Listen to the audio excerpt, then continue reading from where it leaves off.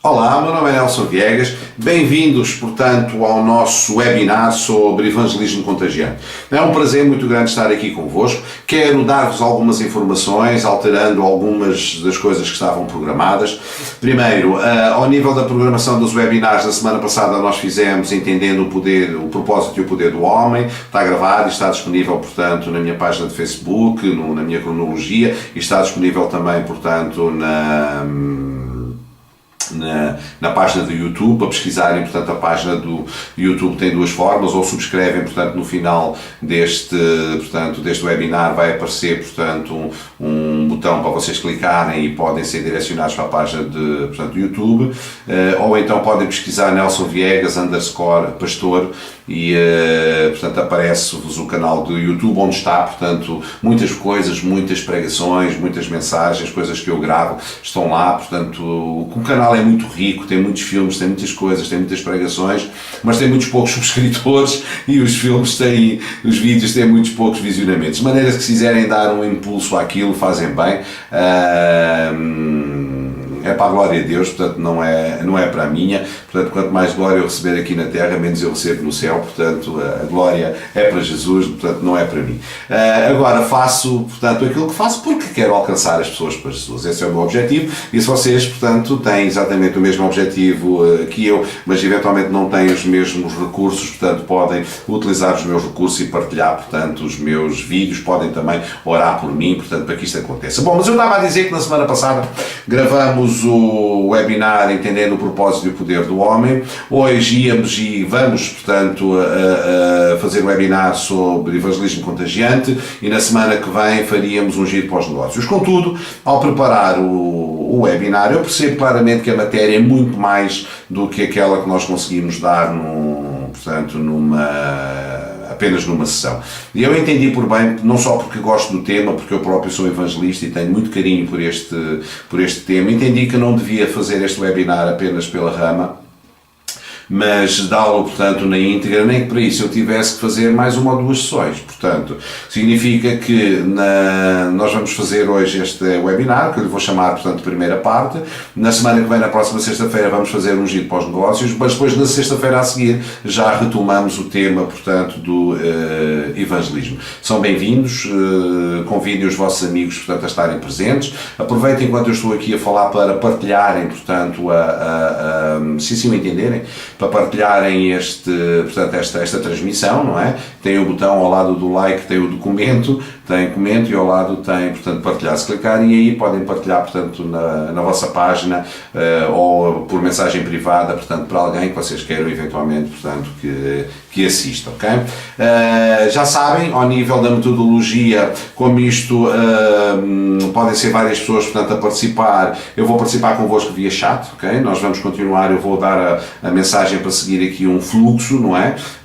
E vocês colocam as vossas perguntas via portanto, chat, através dos comentários, não é? Ou via mensagem privada, conforme quiserem, portanto, eu vou respondendo, não é? Aquelas perguntas as que eu já respondi, se eu não estiver a responder por alguma razão, vejam, façam um scroll, portanto, das mensagens, e provavelmente estará já lá alguma resposta parecida. Se for uma resposta que eu entendo que é um bocado complexa para dar assim de repente, então eu responderei mais tarde via mensagem privada, está bem? Deus os abençoe. Vamos apenas orar antes de nós começarmos. Podes fechar os teus olhos.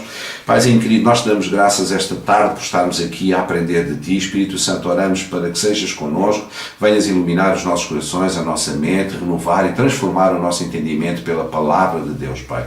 Eu oro por cada pessoa que está a ouvir, que está a assistir, ó Deus, que esta Palavra, Senhor, vá tocar no seu coração. Se estas pessoas estão aqui, se estão a assistir, eu acredito que é que buscam algo, Senhor, e acredito que não há coincidências em Ti. Tu tens um plano e um propósito em cada momento, em cada segundo, em cada tempo, em cada oportunidade. Tu és o Kairos da nossa vida, Deus. Por isso eu abençoo, eu oro, Senhor, por cada pessoa que está neste momento a assistir, que possa receber de Ti, Senhor, possa ser abençoado, ver a sua vida transformada, Senhor, ver a sua vida maximizada, Deus, elevada ao seu máximo potencial, que é isso que Tu queres de nós, Senhor, que sejamos vibrantes, ó Deus, porque Cristo é connosco. Em nome de Jesus e para a Tua glória. Amém. Aleluia. Fixe.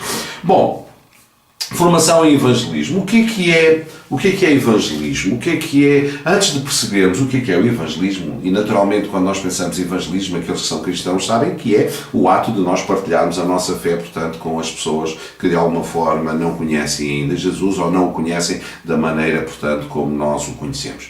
Mas a palavra evangelismo não é necessariamente uma palavra nova e que só exista no âmbito portanto, da Bíblia, no âmbito da história cristã. A palavra evangelismo, na verdade, é uma palavra grega que significa boa nova. E as boas novas, portanto, sempre existiram. Não a boa nova, portanto, de Jesus Cristo, não as boas novas do reino, mas notícias sempre existiram. Okay? Antigamente, e quando eu falo antigamente, estou-me sempre a reportar ao tempo de quando Cristo esteve, portanto, na Terra, e, regra geral, quando falo da sociedade, portanto, quando faço referências à sociedade, estou-me a referir, portanto, à ocupação romana, ou então posso-me estar a referir a três coisas, ou à ocupação romana, ou portanto, ao helenismo, que era, portanto, o tipo de vida, portanto, social que existia, que era dos gregos antes da conquista, portanto, de toda a península do Mediterrâneo, ou de toda a bacia do Mediterrâneo, perdão, pelos romanos, ou então portanto, das práticas, portanto, judaicas. Seja como for, sempre que eu fizer alguma referência dessas, eu vou tentar clarificar. Mas neste tempo, ou seja, neste tempo de Jesus, no tempo dos romanos, a forma, portanto, de dar as notícias era através de um pajem, não é? Que vinha à praça pública, abria um rolo, portanto, e dava as novas, as boas novas, trazia as notícias novas, portanto. E nesse sentido, essa palavra que era utilizada era evangelho, okay? E no grego, vocês veem, portanto, no slide aí à vossa frente, não é? Escreve-se, eu não sei, portanto, ler grego, mas aparentemente lê-se evangelion, não é? E evangelion, evangelho, é composto por duas palavras. Uma é eu, que se lê io, e significa bom, não é? E a outra é agelion, que na realidade, portanto, se lê angelion, e que é mensagem. Portanto, então nós temos boa mensagem. Umas vezes no Novo Testamento, dependendo das traduções, nós encontramos traduções que dizem a boa nova, não é? E outros no local de boa nova têm evangelho. E às vezes o mesmo tradutor, a mesma tradução da Bíblia, numas partes pode utilizar boa nova e noutras partes, portanto, pode utilizar o evangelho. Na realidade são só uma palavra. Se tivesse escrito no grego, a palavra que lá estava era evangelion, ok? Portanto, Evangelion significa exatamente conforme eu disse, boa nova, boa mensagem, não é? Literalmente seria boa mensagem. O que é interessante também vocês saberem, nós utilizamos muitas vezes a palavra anjo, e quando utilizamos a palavra anjo, no imaginário das pessoas aparecem assim uns seres celestiais com umas asinhas atrás, com uma auréola aqui em cima da cabeça, e ficamos a ideia, portanto, que isso é que são os anjos. Na realidade, a palavra anjo significa mensageiro. O que também é interessante quando nós lemos a Bíblia, principalmente no Novo Testamento, porque se eu estiver a falar do Antigo Testamento, a palavra não é esta. O Antigo Testamento foi escrito, portanto, em hebraico, com partes, portanto, em aramaico, mas, enfim, o tema não é este agora. Mas, principalmente, quando estou a falar do Novo Testamento, sempre que aparece a palavra mensageiro, na realidade o que está escrito é angelos, ok? E depois a tradução do latim, portanto, do grego para o latim, ficou anjo, não é? Angelus. E que deu origem, portanto, à palavra anjo que nós utilizamos em Portugal, mas que na realidade significa mensageiro. Portanto, são palavras sinónimas. Muitas vezes também vemos no Novo Testamento, era o que eu estava a dizer, a palavra mensageiro, ou então vemos o anjo do Senhor, ou vimos o mensageiro do Senhor. Muitas vezes o anjo refere-se ao pastor, portanto, que está na igreja, não é?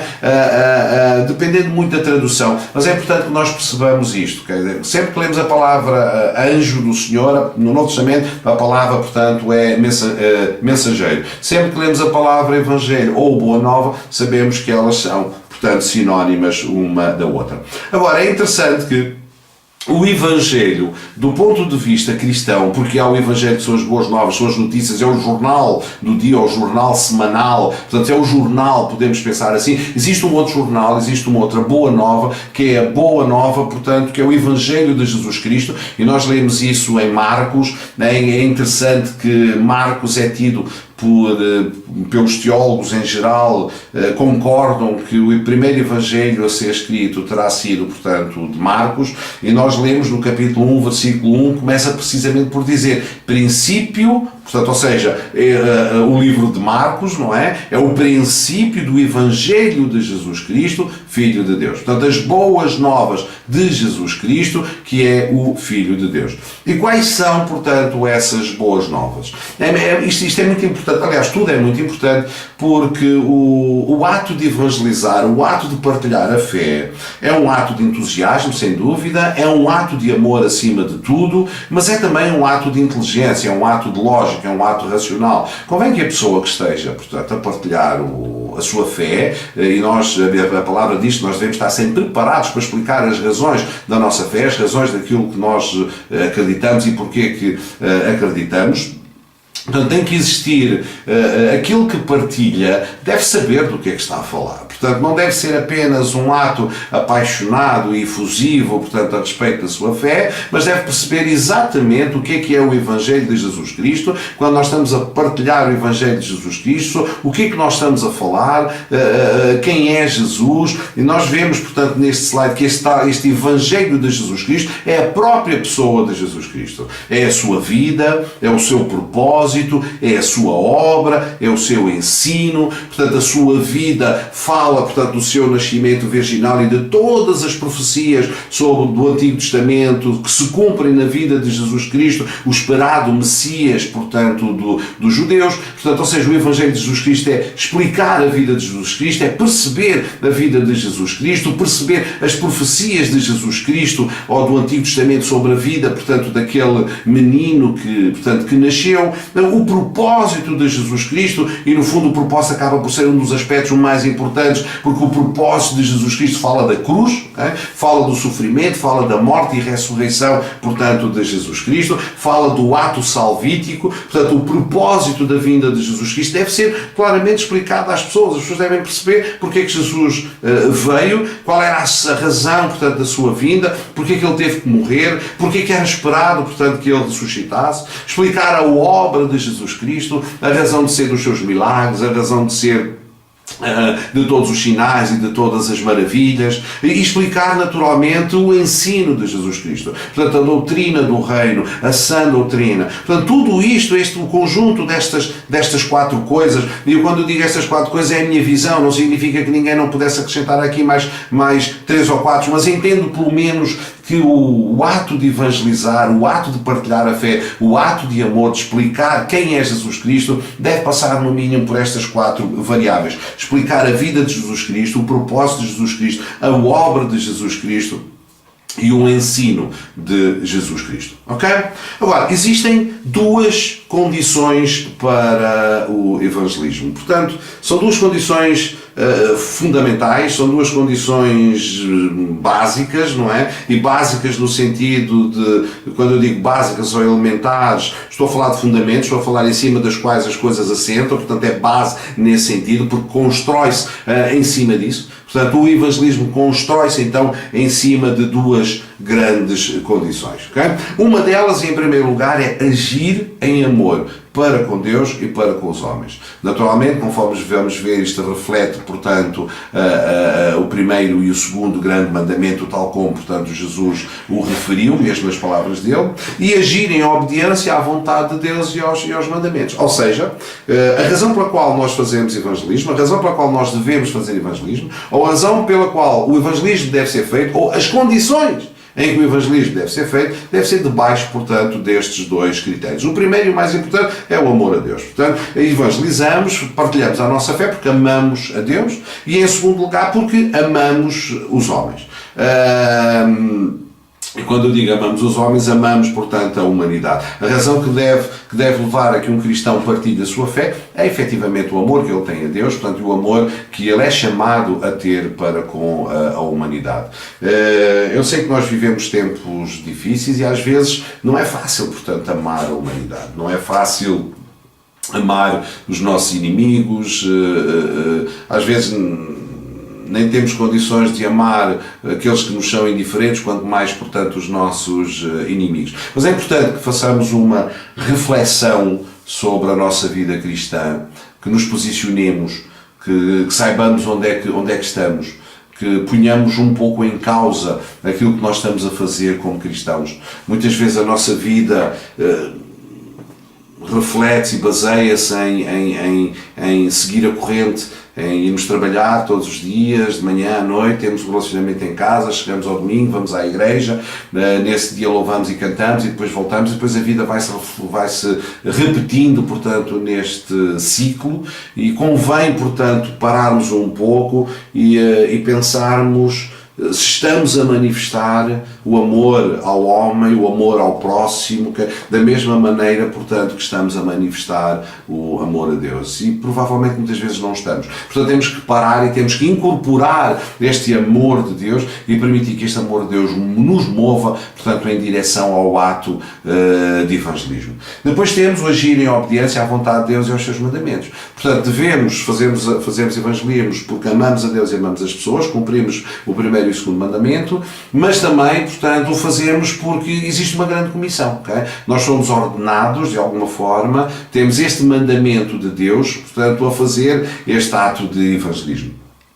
E é interessante porque eu tenho muitas pessoas que me acompanham no Facebook e que são meus amigos no Facebook e que não são crentes, portanto, entender muitas vezes a questão do porquê que temos este mandamento, porquê que Deus nos manda, portanto, a que a gente faça isso. E às vezes as pessoas não entendem esta questão deste mandamento, nós devemos ter a liberdade, portanto, para o não fazer. E na verdade nós temos a liberdade para tudo e mais alguma coisa. Se há uma coisa que Deus nos deu, foi liberdade para fazermos o que quisermos ou para não fazermos o que quisermos. Nós temos toda a liberdade do mundo para fazermos aquilo que queremos. Agora, o que Deus nos explica na sua palavra é que aquilo que nós recebemos, esta tão grande salvação, não é para ser retida. Portanto, o mandamento de partilhar é como que um pai que tivesse oferecido uma bicicleta, portanto, ao seu filho, que tem um conjunto de amigos que vivem num determinado bairro, e imagina que o pai desta criança sabe que este miúdo que tem esta bicicleta e que aquela bicicleta é a única bicicleta daquele bairro. E este pai, portanto, que entende as crianças e que ama o seu filho, percebe as outras crianças e diz ao filho: filho, olha, partilha a tua bicicleta. Assume o risco de que ela eventualmente se vai estragar, mas entende que aquela alegria, não é, deve ser partilhada com outros, não pode ser guardada para si próprio. Então ele diz ao filho: olha, tens a bicicleta, toma conta dela, cuida dela, mas partilha, deixa os teus amigos andar, faz com que os teus amigos se sintam felizes também, e quase que dá, portanto, este mandamento ao filho para que partilhe aquilo que ele recebeu, porque aquilo que ele recebeu, aquilo que ele tem, é importante. Portanto, e é este mandamento, é neste sentido, esta graça maravilhosa que Deus sobre a nossa vida, esta salvação eterna, esta vida que não tem fim, esta vida abundante, esta abundância de recursos, esta abundância de alegria, esta abundância de força, esta abundância de prazer, esta abundância de esperança, todas estas coisas que Deus nos deu são para ser partilhadas com outras pessoas, não são para ficar connosco. Portanto, é isso que Deus quer. Tu recebeste uma prenda, agora partilha, não fiques com isso para ti, portanto, partilha. Então existe este mandamento, este id, não é? Que no fundo é a manifestação, portanto, que Deus quer passar aos outros através de nós. Tal como nós próprios recebemos de outros, não é? Ninguém nasce salvo, ninguém nasce crente, ninguém nasce cristão, ninguém nasce evangélico. Aliás, evangélico pode-se nascer cristão, portanto, é que não. O ato de se tornar cristão é uma escolha, portanto, é uma decisão, é uma opção, e deve ser uma opção racional, deve ser uma opção matura, deve ser uma opção inteligente, portanto, não deve ser um ato influenciado por companhias e ainda que as nossas amizades nos possam envolver de alguma forma, portanto, em atos e em celebrações, como idas às igrejas e coisas do género, e a gente acaba por se sentir, portanto, ali bem, e podemos até ser frequentadores da igreja e podemos ser simpatizantes do cristianismo, mas não é isso que conta, não é isso que vale. Portanto, nós somos chamados para ser salvos, nós somos chamados para ser filhos, nós somos chamados para ser transformados, e isso só acontece com uma opção, só acontece com uma escolha, e uma escolha racional, entendendo exatamente o que é que eu estou a escolher. Foi isso, portanto, que eu tive que fazer na minha vida. Eu sou cristão por opção,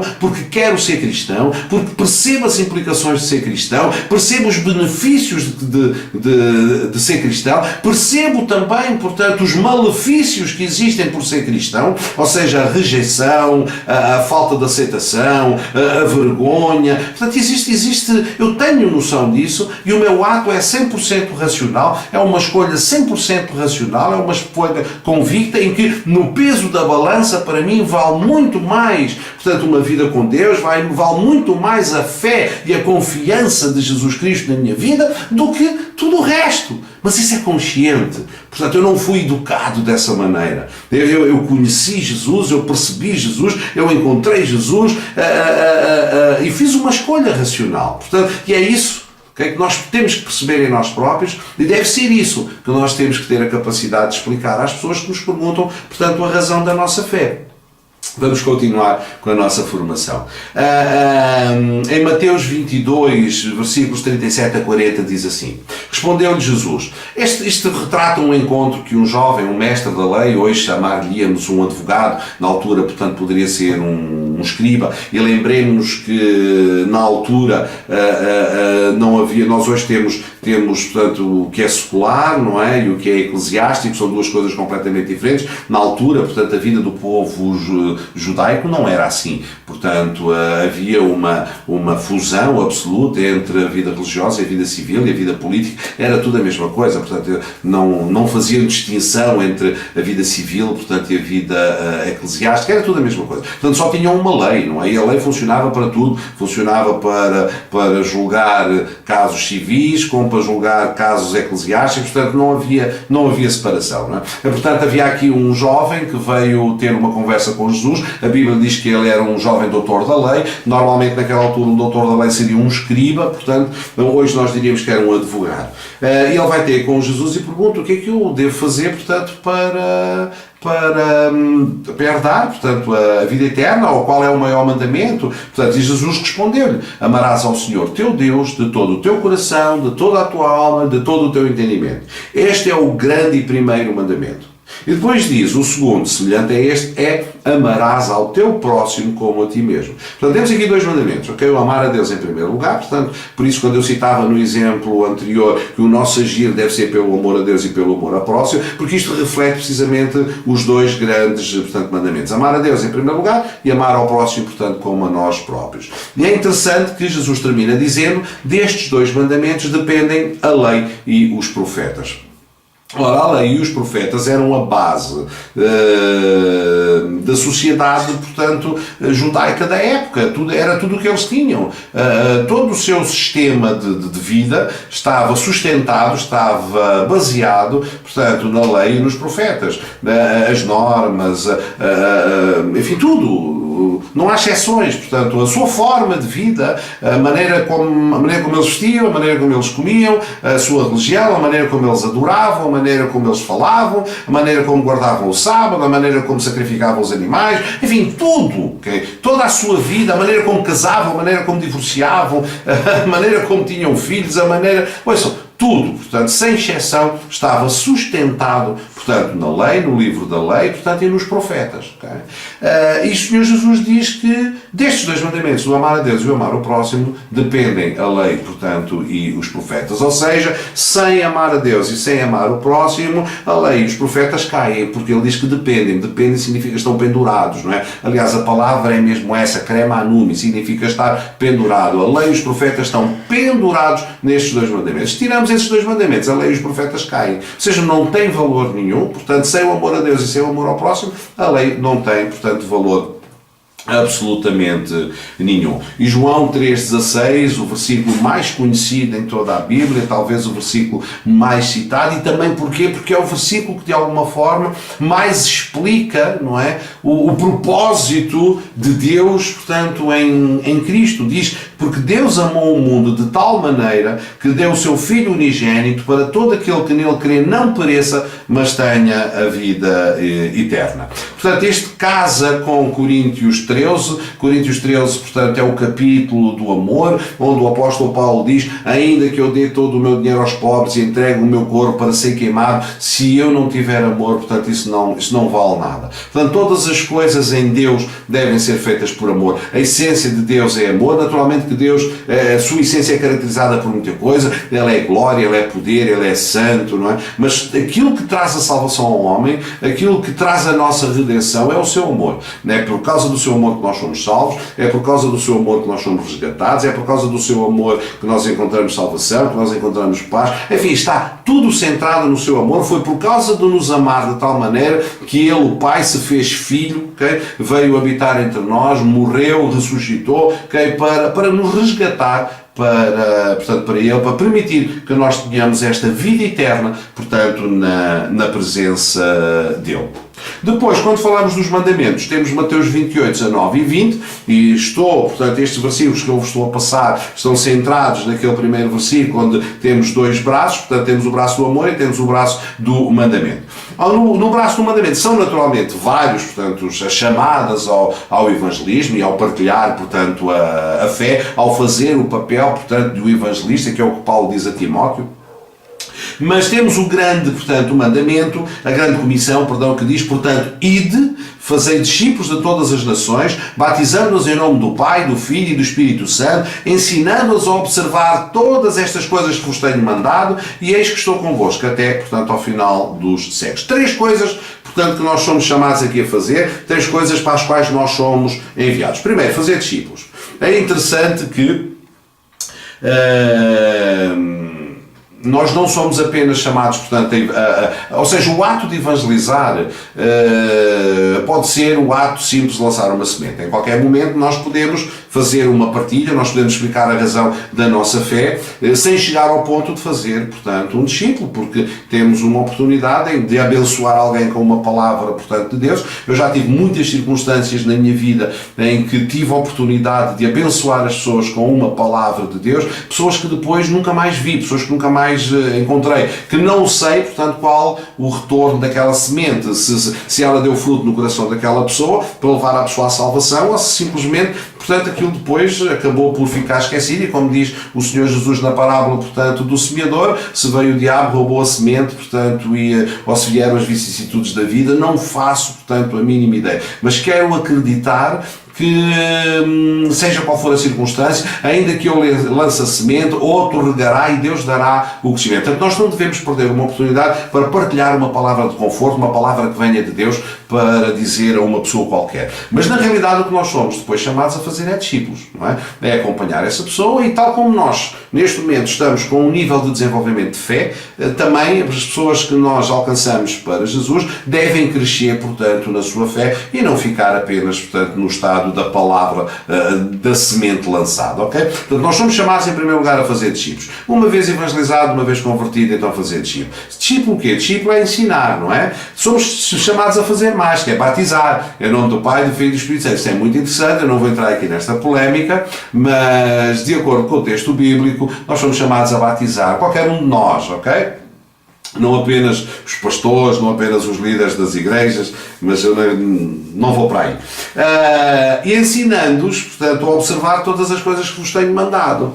Ou seja, tal como eu fui ensinado, tal como alguém se assentou comigo em determinados momentos e me explicou coisas que eu não entendia da Bíblia, isto não deve ser confundido com uma espécie de uma doutrinação forçada. Portanto, alguém percebeu Jesus, converteu-se, então pumba, vai levar uma lavagem cerebral. Não é isso. O que nós estamos a falar é que quando nós nos convertemos, há coisas que não entendemos, há coisas que ficamos com dúvidas. A Bíblia é um livro tão complexo e a presença do Espírito Santo é tão necessária que, se nós não formos ajudados, se nós não formos ensinados, não é? E nós temos um exemplo que é Filipe e o etíope. Ele ia para Jerusalém, estava a ler o livro de Isaías e Filipe perguntou-lhe: tu entendes o que é que estás a ler? Ele disse: como posso entender se ninguém me explicar? E é disso que nós estamos a falar, não é? Nós precisamos de ensino, precisamos que alguém que sabe mais do que nós que nos ensine, que tem mais experiência, que já viveu, que teve outras experiências com Deus, que nos possa explicar, portanto, que nos possa ajudar a fazer esta nossa caminhada. É disto, portanto, que está a falar aqui.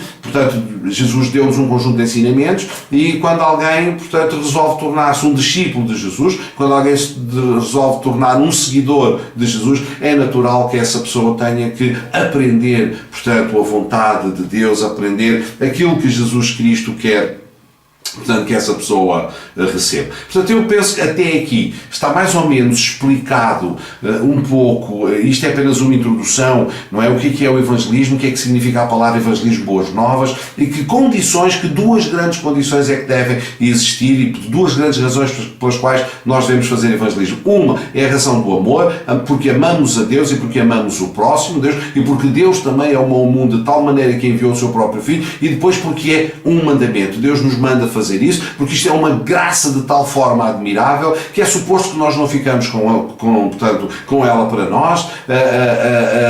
Portanto, o cristianismo não é um ato, portanto, egoísta, é um ato de partilha, é um ato de amor, de dizer às pessoas: ouve, eu sou abençoado, eu sou tremendamente abençoado, eu tenho uma bênção fantástica na minha vida e eu gostava que tu tivesse essa bênção fantástica na tua vida também. Mas deve ser um ato de amor, deve ser uma partilha de amor e não uma imposição de fé. Portanto, se há uma coisa que Deus deu ao homem é o livre-arbítrio para sermos o que quisermos, fazermos o que quisermos. Portanto, nós temos toda essa liberdade. Portanto, a nossa opção para com Deus é sempre um ato de amor. Ok? Ponto. Eu tenho que fazer estas coisas, senão algumas pessoas dizem que eu me repito, portanto, em alguns dos conceitos. Não sei o que é que vocês acham, se me repito ou não, mas eu sei que sim. Eu às vezes faço aqui um círculo para realçar, portanto, alguns conceitos. Ok, agora vamos falar sobre dois tipos de, portanto, evangelismo, não é?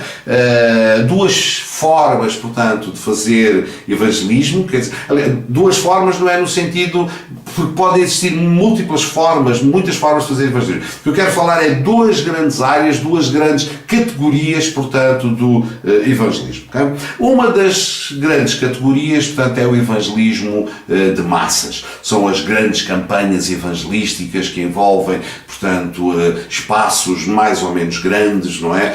Podem ser feitas ao ar livre, podem ser feitas em auditórios, não importa, mas é chamado evangelismo de massas, ok? Nós temos alguns exemplos, portanto, na Bíblia. Nós sabemos que muitas multidões, portanto, acompanhavam Jesus Cristo.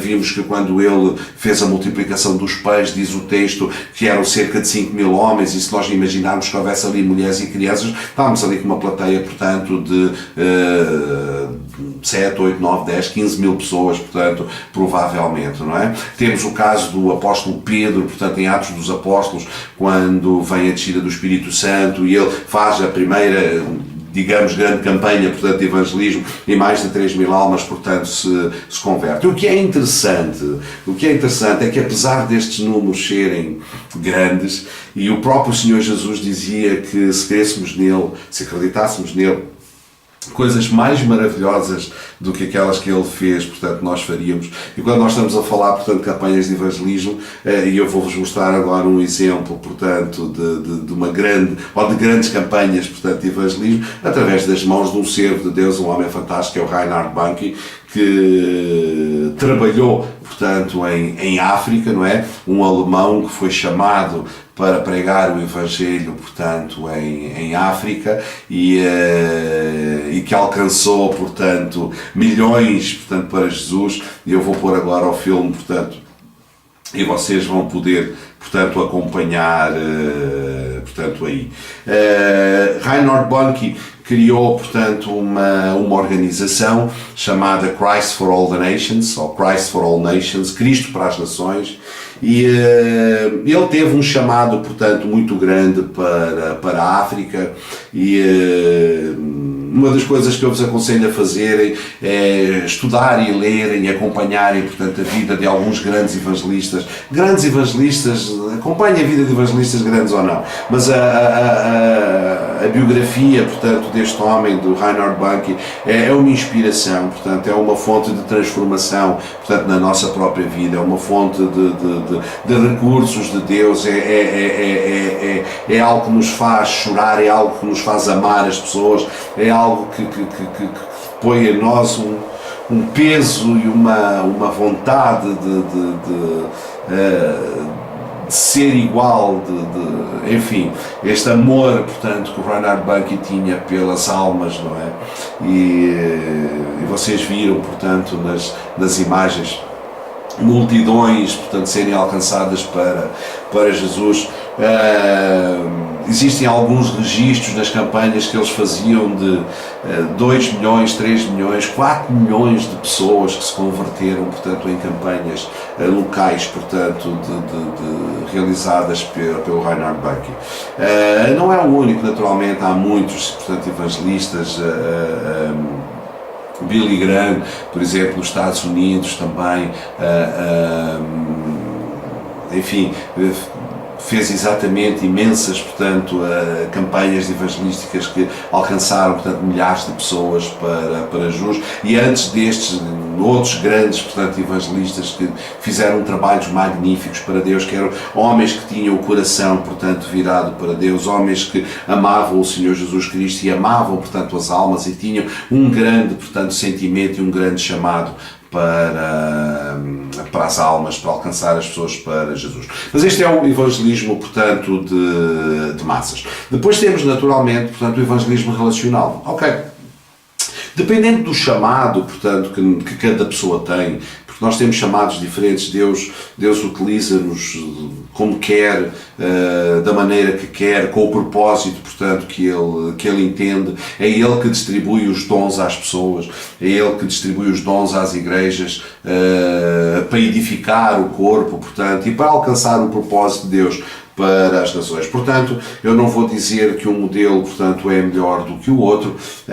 O que eu vou dizer é que tu terás provavelmente muitas mais oportunidades, assim como eu tenho também, de fazer um evangelismo relacional, um evangelismo, portanto, um para um, não é? Do que provavelmente, portanto, o evangelismo de massas. Mas o que é o evangelismo relacional? Eu vou passar aqui um pequeno filme, também do Reinhard Bonnke.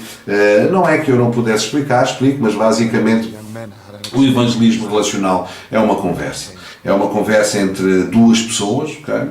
É uma conversa é uma partilha, portanto, é explicar Cristo, é explicar a vida de Jesus, o propósito de Jesus, os ensinos, portanto, de Jesus e a obra de Jesus às pessoas com quem nós nos relacionamos. É uma partilha de amor, está centrada essencialmente, portanto, na outra pessoa. Aliás, duas pessoas, portanto, estão em causa quando nós fazemos o evangelismo, portanto, relacional. É a pessoa com quem nós nos relacionamos, ou as pessoas com quem nós nos relacionamos, e a pessoa, portanto, de Jesus Cristo. Tem tudo a ver com estes dois, portanto, indivíduos, com estas duas pessoas. Não tem nada a ver connosco. Nós só entramos na história se efetivamente a nossa história tiver alguma relevância para o caso. Mas eu gosto de pensar muitas vezes no cristão ou no evangelista como um relações públicas. E o relações públicas nunca fala de si. Portanto, relações públicas fala, portanto, da entidade que ele representa. E nós representamos Cristo. Portanto, o objetivo do nosso relacionamento não é falar da nossa igreja, o objetivo não é promover a nossa igreja, o objetivo não é promover a nossa célula, promover o grupo de oração, o objetivo não é promover a nossa comunidade. Portanto, nada disso é evangelismo. Okay? Pode ser aquilo que nós quisermos, pode ser interessante fazer e devemos convidar pessoas para vir à nossa igreja, porque pode ser uma das formas, eventualmente, dessa pessoa ter uma experiência, portanto, com Deus, ou perceber uma forma de vida, portanto, que eu julgava ou que não conhecia como é que funcionava, e tudo isso é muito bonito, tudo isso é interessante. Eu sou motar e fui evangelista num movimento, portanto, de motociclistas que evangelizavam o mundo motar, e E nunca podemos confundir o convite que nós fazemos às pessoas para fazerem parte da nossa associação com o convite que devemos fazer às pessoas para fazerem parte, portanto, de Jesus Cristo. São duas coisas completamente diferentes. Portanto, o foco é na pessoa de Jesus Cristo, portanto, nós apresentamos Jesus Cristo, não evangelizamos para as pessoas para as igrejas não salvam, as comunidades não salvam, a igreja e a comunidade pode ser um sítio bom para a pessoa crescer e ter um bom ambiente e aprender, portanto, as coisas de Deus, mas o convite, o ato de evangelismo, portanto, é algo que nós fazemos introduzindo, apresentando as pessoas a Jesus Cristo ou apresentando Jesus Cristo às pessoas. Evangelismo é isso. Eu pego nesta pessoa e levo a Jesus, digo: Senhor, está aqui este meu amigo, quero-te apresentar, ou ao contrário, amigo, quero-te apresentar o meu amigo Jesus Cristo. Evangelismo é isto, portanto,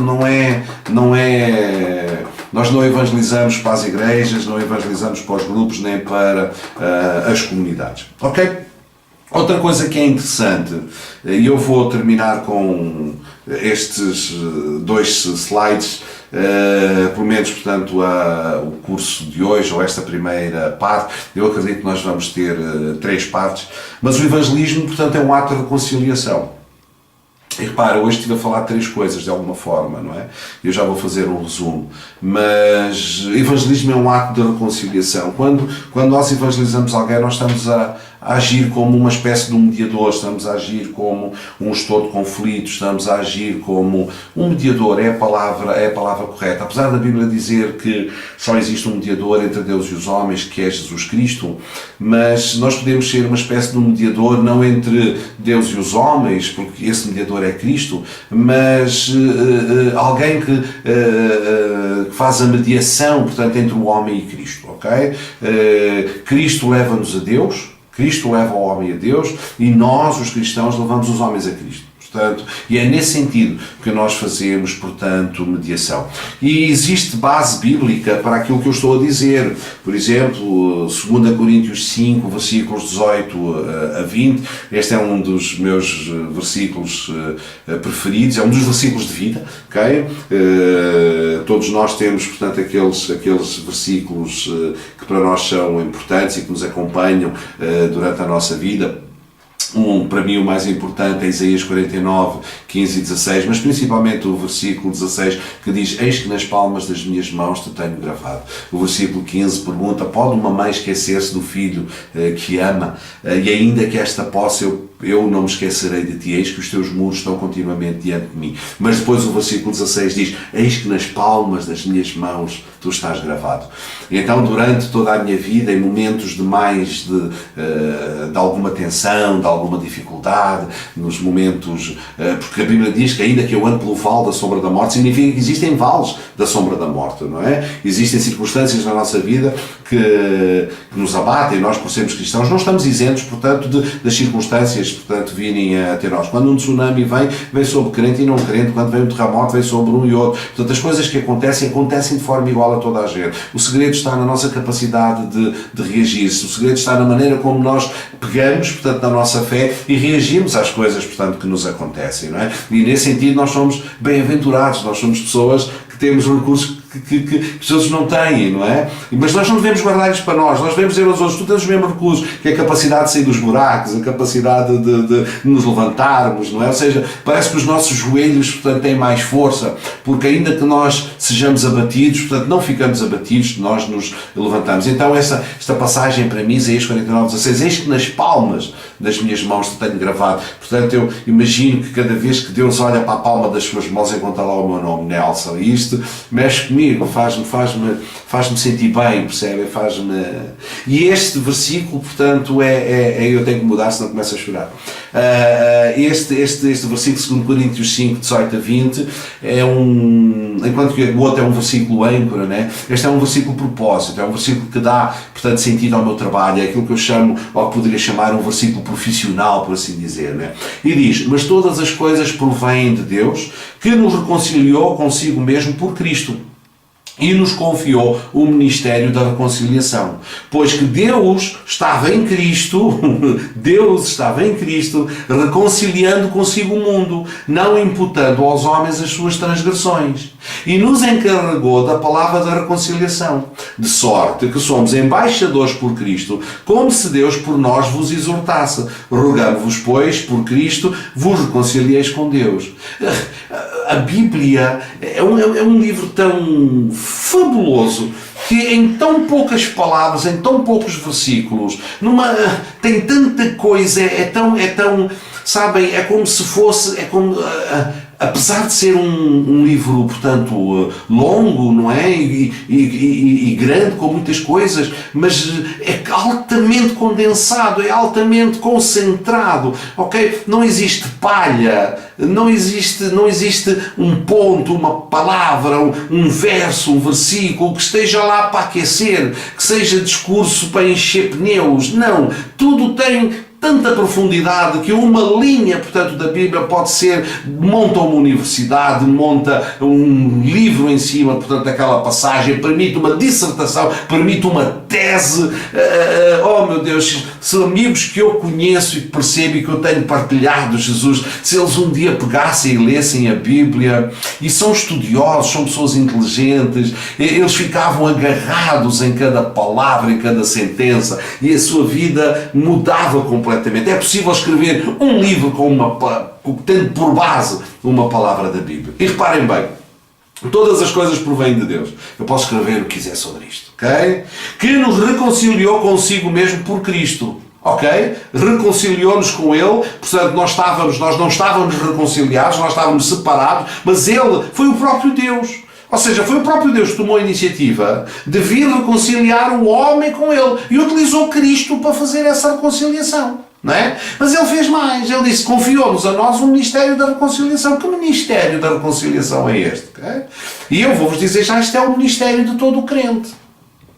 Porque eu vou falar, não nesta sessão, provavelmente na segunda, uma das coisas, portanto, que eu vou falar é de ministérios e dons, ok? Se todos somos evangelistas ou se apenas alguns são evangelistas, se o evangelismo é um ministério ou se é um dom ou se é uma obrigação de todo o crente. Eu vou falar um pouco, portanto, em detalhe sobre essas coisas. Significa que vou falar de dons e talentos que tu vais querer aprender. É por essa razão que eu dividi esta formação em 3, para que tudo possa caber, para que eu não deixe nada de fora, não é? Mas Deus confiou-nos a nós, foi o próprio Deus que nos confiou o ministério da reconciliação. Portanto, existe um ministério da reconciliação que foi confiado por Deus, portanto, a cada um de nós. Como é que funciona esse ministério da reconciliação? Okay? Como é que nós exercemos, portanto, esse ministério? Bom, se Ele nos confiou o ministério, então fez nós ministros. É o que diz à frente.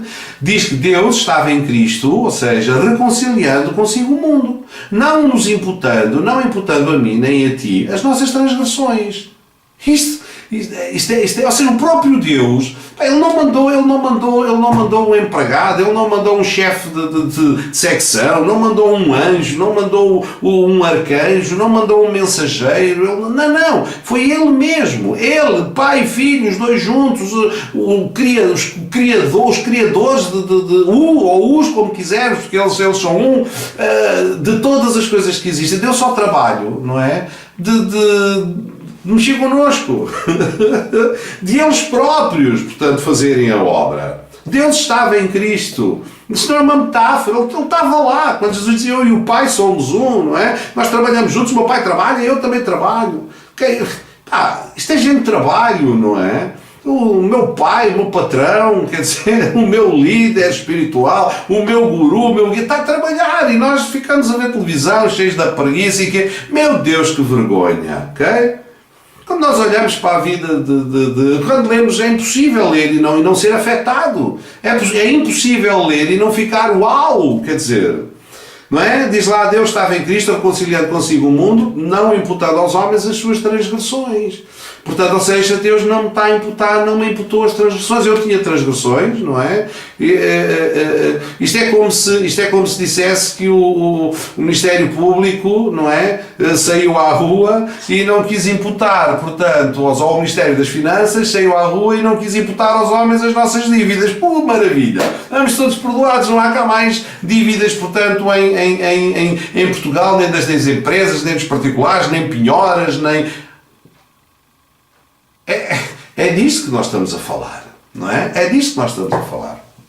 E depois diz, e nos encarregou da palavra da reconciliação. Portanto, existe uma palavra da reconciliação, portanto, que existe, que é para ser proferida, se é uma palavra é para ser proferida. De sorte que somos embaixadores por Cristo, como se Deus por nós vos exortasse, rogando-vos, pois, por Cristo, que vos reconcilieis com Deus. Então é assim, chamado de todo homem tem um ministério, todo cristão tem um ministério da reconciliação.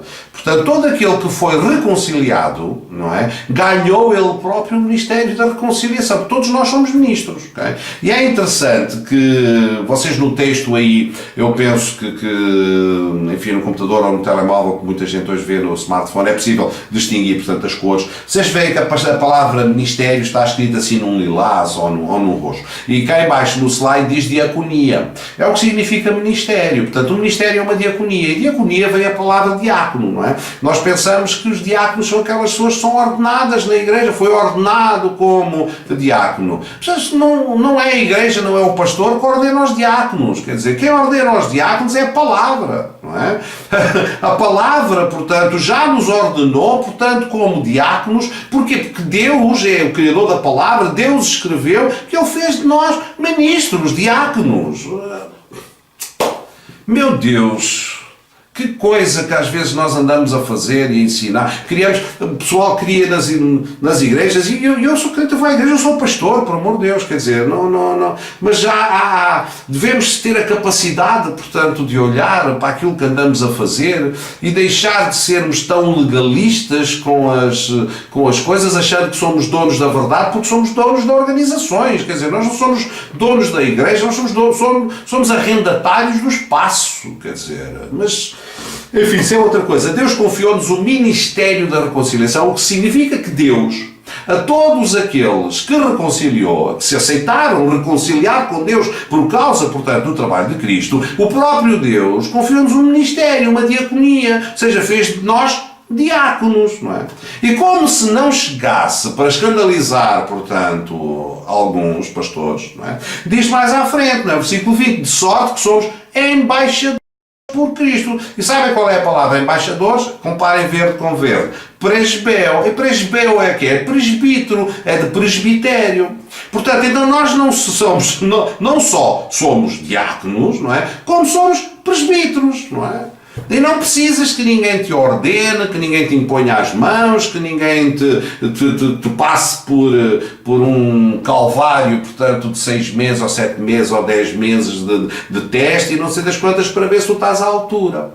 Tu foste feito, nenhuma condenação existe para aqueles que estão em Cristo Jesus, não é? É isso que diz lá Romanos 8. Portanto, E uma vez que tu és uma nova criatura em Cristo, tu tornaste um ministro, tu tornaste, portanto, um embaixador, tu tornaste-te um diácono, tu tornaste um presbítero, ok? E aquilo que Deus espera de ti e de mim é que nós agemos, ou que nós atuemos, perdão, em conformidade com essa ordenação.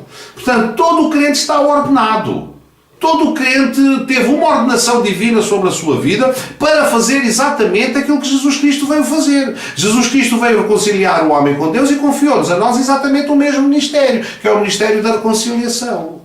Portanto, porquê que nós devemos evangelizar? Porquê que nós devemos partilhar o amor de Deus? Primeiro porque amamos a Deus, e se amamos a Deus temos que amar o nosso próximo. E isso deve ser o suficiente para criar em nós uma paixão pelas almas, uma paixão pelas pessoas, porque nós temos um presente na nossa vida. Nós temos uma bênção na nossa vida. Nós temos algo que é glorioso. Okay? Nós temos o amor de Deus na nossa vida. É como se todos os dias fosse Natal para nós. Cada dia que nós saímos da cama, cada dia que nós abrimos os olhos é como se fosse Natal para nós. Cada dia que nós acordamos nascemos de novo. Cada dia, nós só nascemos uma vez de novo, mas cada vez que iniciamos um dia, iniciamos o dia salvos. Ou seja, iniciamos o dia, portanto, na graça de Deus, na certeza que se não iniciasse o dia ou se morrer 2 minutos depois, eu tenho a minha eternidade garantida junto de Deus. Portanto, é como se nós tivéssemos um presente de Natal, não é? Uma prenda, okay? Que nos é entregue todos os dias, a cada vez que a gente abre, portanto, os olhos. E cada vez que o fechamos, é na certeza que se não abríssemos não faz diferença absolutamente absolutamente nenhuma. A única coisa que acontece é uma mudança de habitáculo, é uma mudança de carro, é uma mudança de casa. Portanto, e isto é um presente magnífico. E Deus quer, já que nós fomos presenteados com isso, já que em um determinado momento da nossa vida alguém partilhou essa fé connosco, alguém nos perguntou, tu conheces Jesus? E nós recebemos, entendemos e percebemos esse Jesus e percebemos quais as maravilhas que estão associadas a este maravilhoso homem, a este maravilhoso Deus. E isso mudou a nossa vida. E então nós temos este peso, este constrangimento, portanto, de amor, de fazer exatamente o mesmo que os outros. Okay? Pronto, depois podemos fazê-lo, estou a fazer aqui uma recapitulação, portanto, do webinar. Depois podemos fazê-lo se tens um chamado para estar diante de multidões, sejam multidões de 2, ou multidões de 3, ou multidões de 10, ou multidões de 30, ou multidões de 500, ou multidões de 3.000, ou 5.000, ou 10.000, não importa. Se Deus te chamou se Deus te deu esse dom e esse talento e esse chamado para estar diante de muitas pessoas, aleluia, usa esse dom, usa esse talento, fala, não é? E quando tu falares, o Espírito Santo vai fazer a sua obra, porque é isso que diz lá no final do Evangelho de Marcos, não é? O Senhor coopera com a pregação da palavra fazendo sinais e maravilhas, ok? Mas se não tens o dom de falar para multidões, tens o dom de falar para um, que é o chamado evangelismo relacional, ok? Que é uma conversa simples e normal, portanto, e tranquila, com um amigo teu, com um amigo meu, com 2 ou 3 pessoas, numa pequena reunião, onde explicamos a razão da nossa fé, contamos a nossa história, o que é que aconteceu connosco, como é que nós nos convertemos, que tipo de pessoa é que nós éramos antes da nossa conversão, o que é que aconteceu na nossa vida, porque é que é uma decisão racional, porque é que é uma decisão inteligente, porque é que, ainda que isto mexa connosco e nos emocione, porque é que essencialmente é racional, okay? Porque é que é um ato inteligente, não é? Então estamos a falar do evangelismo relacional, de partilhar, portanto, com os nossos amigos a nossa fé. E acima de tudo, perceber, e para terminar, que isto é um ministério, é um chamado que nós temos, não é? Para exercermos junto dos homens o ministério da reconciliação, de reconciliando os homens com Deus através da pessoa de Jesus Cristo, okay? Apresentando Jesus Cristo para que todas as pessoas se possam relacionar com Deus. Nós vamos depois falar sobre capacitação, ok? Vamos falar do papel do Espírito Santo na nossa vida, na capacitação para o evangelismo. Vamos falar de dons e talentos, ok? E ministérios, não é? Para clarificarmos o que é ministério, o que é dom, o que é talento e para desmistificar, portanto, aquela ideia de que, enfim, só uns é que podem fazer algumas coisas, não é? E eu, nesse sentido, vamos entrar apenas na questão do evangelismo, não vou entrar, portanto, em coisas que têm a ver com gestão eclesiástica ou coisas do género.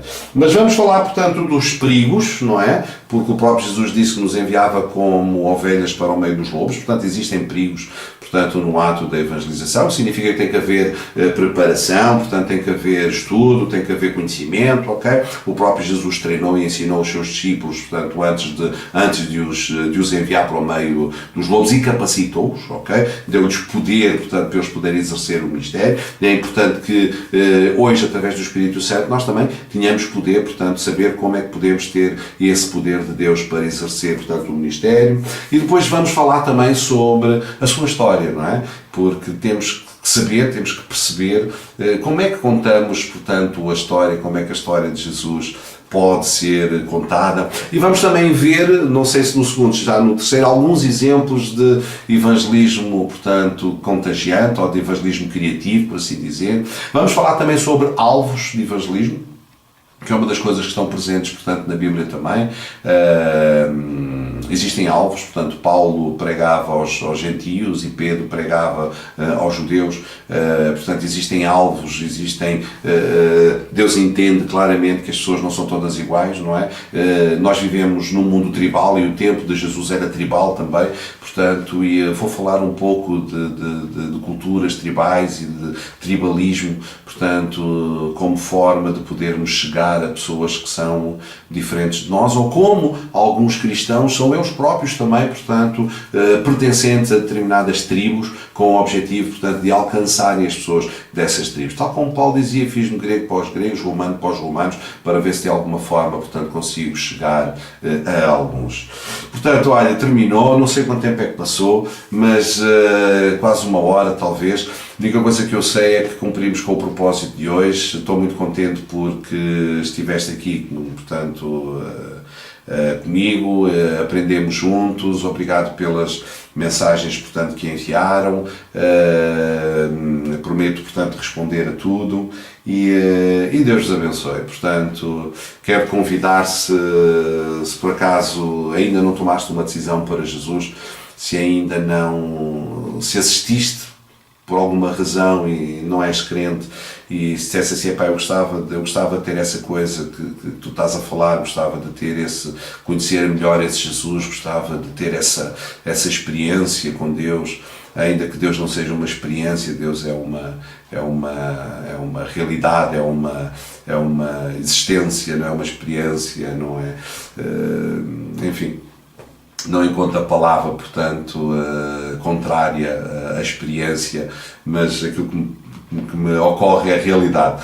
Mas se realmente ficaste tocado pela palavra e se queres saber mais sobre Jesus e se queres tu próprio ter uma experiência com Deus, eu vou orar agora e tu podes, se quiseres, repetir, portanto, esta oração comigo, mas se quiseres encontrar comigo, se quiseres falar, se quiseres partilhar alguma coisa do teu coração, se quiseres abrir o teu coração, se precisas de uma oração mais específica na tua vida, então eu estou aqui para te ajudar, estou aqui para trabalhar contigo, estou aqui para orar por ti, para interceder por ti, portanto, para te levar, portanto, mais próximo da fé e da esperança, portanto, que existe também na minha vida. Mas se queres tomar essa decisão agora, portanto, é muito importante que o faças. Se estás a sentir um ardor no teu coração, se estás a sentir um apelo, se estás a sentir uma inquietação, portanto, se de alguma forma Deus está a falar contigo, portanto, neste momento, não vamos desperdiçar, portanto, essa oportunidade. Pode ser a última, não é? E se o Espírito Santo está a contender contigo, se sentes essa atração, esse chamado, é porque o Espírito Santo está a falar ao teu coração. E provavelmente tens de tomar essa decisão agora, não podes adiar essa decisão, tens de tomar uma decisão para Jesus agora, porque não sabes o que é que vai acontecer, portanto, amanhã, hoje estamos vivos e no momento a seguir, portanto, já não estamos. Portanto, nunca devemos adiar a oportunidade que nós temos de nos reconciliarmos com Deus, de pormos a nossa vida, portanto, justa e acertada, portanto, diante de Deus. E não há nada que a gente possa fazer, não há nada que tu possas fazer para ter a tua vida reta diante de Deus, ok? Não há nenhuma obra que tu possas fazer, quer tenhas morto, roubado, assaltado, violado, quer que não importa aquilo que tu fizeste, não há nada que tu possas fazer de volta para repor, portanto, aquilo que fizeste de errado. Só existe uma coisa que tu podes fazer, que é arrepender-te diante de Deus, reconheceres que és um pecador, reconhecer os teus pecados, reconhecer que as coisas que tu fizeste e que pesam na tua vida são erradas, mas que tens em Deus, portanto, a promessa, não é? Da salvação, a promessa da redenção, a promessa do perdão, okay? Ainda que se tenhas cometido crimes, possas ter que confessar, portanto, os teus crimes e pagar por eles, portanto, na sociedade, diante de Deus tu estás perdoado, portanto, e a vida eterna é uma promessa de Deus para a tua vida, ok? Se for o teu caso, fecha os olhos e ora assim comigo. Senhor Jesus, eu reconheço neste momento que eu sou um pecador e que a minha vida não tem refletido a tua vontade para comigo. Reconheço que pequei, reconheço que não estou em conformidade contigo, mas também quero reconhecer neste momento que te aceito como meu Salvador pessoal, que reconheço que morreste naquela cruz do Calvário para me salvar e que por este simples ato de te aceitar como meu Salvador pessoal, todos os meus pecados me são perdoados e me é garantida também a vida eterna. Eu oro em nome de Jesus. Amém. Deus te abençoe, ok?